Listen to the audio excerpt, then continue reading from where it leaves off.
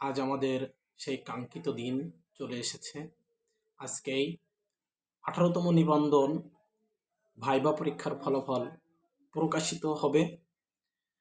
আজকে হাজার হাজার শিক্ষার্থী অধীর আগ্রহ নিয়ে বসে আছে যে কখন যেন রেজাল্টটা পাবলিশড হয়, আর এই রেজাল্টটা পাবলিশড হলে আমি কিভাবে দেখব, কোথায় ফলাফলটা প্রকাশিত হবে, এই ইত্যাদি বিষয় নিয়ে আজকের আমাদের আলোচনা থাকবে।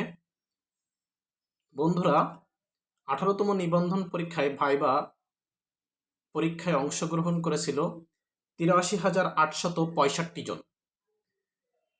প্রথমত বলে রাখি, বিগত বছরের তুলনায় এবছর সর্বোচ্চ সংখ্যক প্রার্থীদেরকে ভাইভাতে উত্তীর্ণ করানো হবে এবং এবছর সর্বোচ্চ সংখ্যক প্রার্থীদের চাকরি নিশ্চিত হবে ইনশাল্লাহ।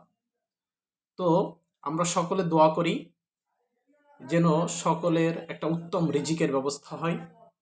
আজকে এনটিআরসিএ কর্তৃপক্ষ একটি মিটিংয়ে বসেছিল এবং এই মিটিং থেকে আজকে 3টি বিষয়ে সম্ভাব্য আলোচনা বিষয় ছিল।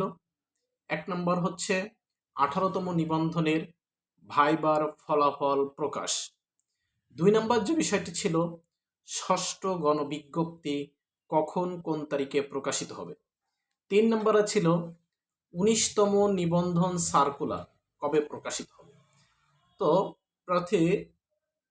ফলপ্রার্থী বন্ধুরা, ভাইবা পরীক্ষার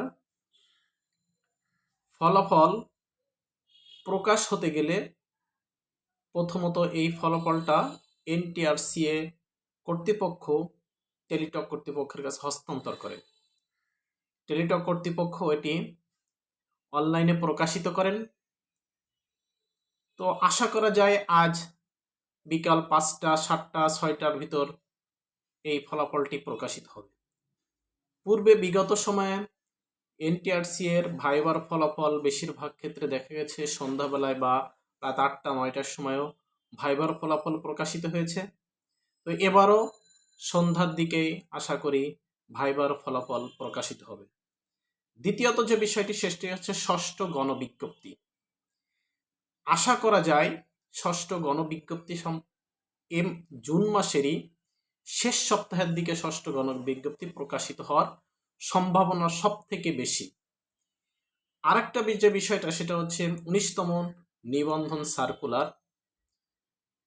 এটাও এই জুন মাসের ভিতর প্রকাশিত হওয়ার সম্ভাবনা রয়েছে।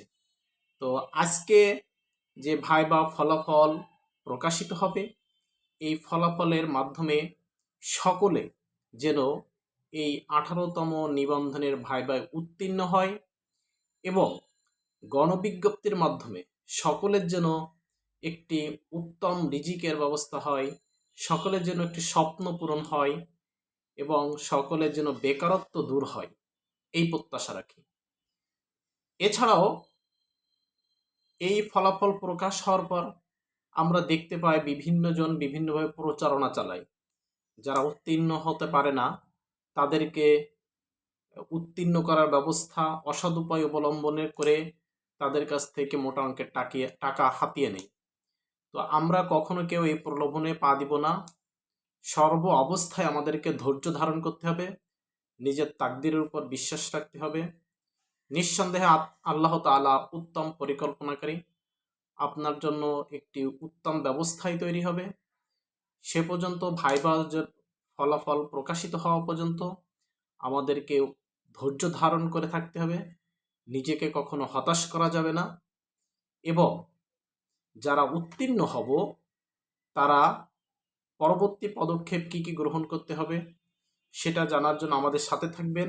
আর যারা উত্তীর্ণ হতে পারবো না তারাও পরবর্তীতে আমাদের করণীয় কি, 19তম নিবন্ধনে আমরা কিভাবে পড়াশোনা করে সামনের দিকে এগোলে আরো সুন্দর প্রস্তুতি হবে, সে বিষয়ে আমাদের দিক নির্দেশনা থাকবে। তো এই দুটো দিকে আমরা, এক হচ্ছে হতাশ হব না, আর আমাদের ধৈর্য হারা হওয়া যাবে না, এই আশা সকলের কাছে রাখি এবং এই ফলাফলের মাধ্যমে সকলের মুখ যেন উজ্জ্বল হয় এবং ত্যাগ ও মহিমার বার্তা নিয়ে যে কুরবানি এসেছে, এই কুরবানিটি যেন আমরা সকলে ভাগাভাগি করে নিতে পারি হাসি খুশি মুখে, এই প্রত্যাশা রেখে বিদায় নিচ্ছি। এছাড়াও ফলাফল প্রকাশ সম্পর্কে কিংবা ভাইবা প্লাস 19তম সার্কুলার সম্পর্কে যদি কারো কোনো কিছু জানার থাকে অবশ্যই কমেন্ট বক্সে জানাবেন। আর এই ফলাফলটা কিভাবে দেখব সে দেখার লিঙ্কটি আমি এখানে ডিসক্রিপশন বক্সে দিয়ে দেবো, সেখান থেকে সবাই দেখে নেবেন এবং পরবর্তী আপডেট সম্পর্কে জানতে আমাদের চ্যানেলের সাথে থাকবেন এই আশা ব্যক্ত রেখে আজকের মতো এখানে বিদায় নিচ্ছি। আল্লাহ হাফেজ।